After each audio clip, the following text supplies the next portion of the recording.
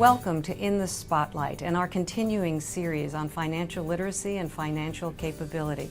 We are honored today to be joined by Governor Jack Markell of Delaware. The governor was first elected in 2009, having served a decade as state treasurer. The governor today is the chair of the National Governors Association. Welcome, Governor Markell. Thank you so much for joining us. Thank you. Governor, since way back in the 1990s, you've been a champion of financial literacy. You've even won awards around financial literacy. You know, I checked you out on Wikipedia, and financial literacy is one of the first things to pop up. What is it about this issue that got you going?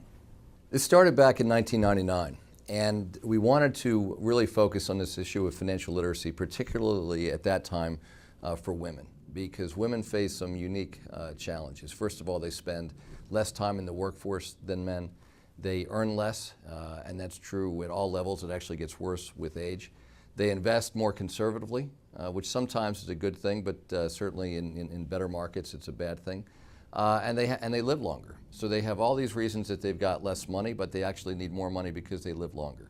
So we started with the one-day-a-year conference back in 1999, and we realized that, and it was very powerful, it was excellent, but one day a year isn't sufficient. And we knew that we really had to create a movement. So we also created, right around that time, the Delaware Money School.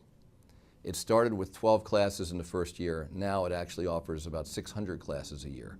And it's really become a community of learners. Tens of thousands of Delawareans, primarily women, but not all women, have participated, and they've just learned so much, and I think it's really transformed a lot of lives.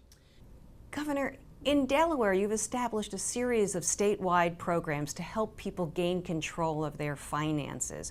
You have the Financial Literacy Education Fund, for example. What is the fund?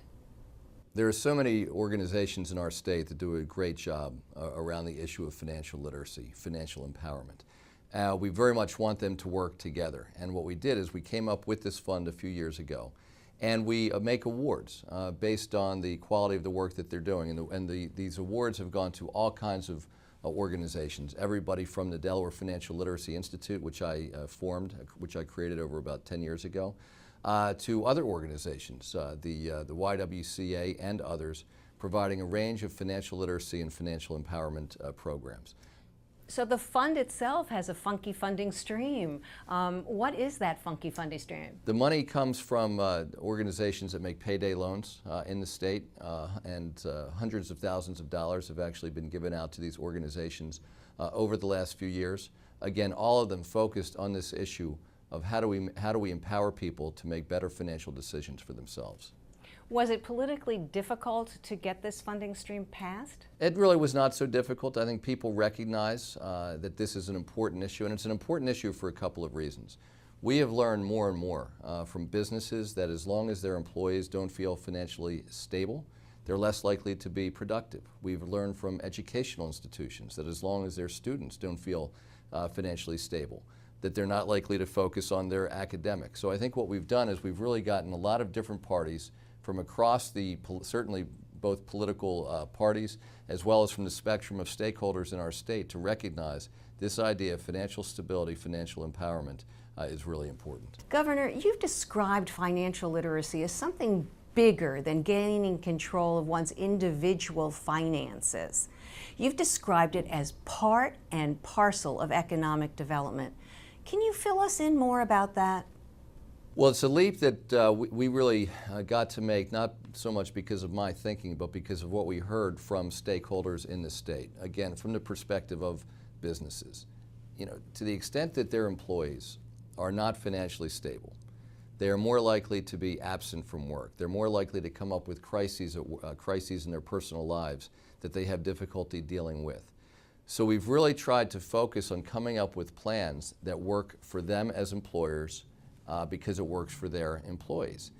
And if people are more likely to be at work instead of absent, that's certainly good in terms of jobs and in terms of economic growth and the like. And the same thing is true for students. To the extent that fewer students are dropping out of school because of financial crises that they face, it's better for the students, it's better for the institutions. Governor, tell us about Stand By Me and the partnership that the state formed to make it happen, and as well, what services are available to an individual person through Stand By Me. So I'm really proud of the work that we've done in the Stand By Me program. A woman named Mary DuPont in our Department of Health and Social Services has just done a phenomenal job over the last couple of years. The program's only a couple years old, but we have created so many partnerships that have tremendous value. As an example, our partners include places like the Christiana Hilton, which is one of the bigger hotels in our state, Dover Downs, which is one of our gaming venues, ShopRite, a big employer. What we do is we embed personal financial coaches at the sites of these employers. These financial coaches work with the employees to provide personal financial coaching. The employees love it, the employers love it, because they tell us it's led to a more stable workforce on their part. We've got a partnership with the largest school district in our state, helping kids prepare for financing a college education. We've got partnerships with many of the not-for-profits in the state. We've now got a partnership working with the Latino community, with the senior community. Just a lot of different partnerships focusing on different constituency groups, but all with the same goal. And that goal is helping more Delawareans feel financially knowledgeable and be more financially secure. And over a 2-year period, we've worked with about 3,500 Delawareans, and we're seeing real results. They're reducing their debt loads. They're becoming more knowledgeable about what it means to plan for their financial future. It's been a very strong program, very exciting.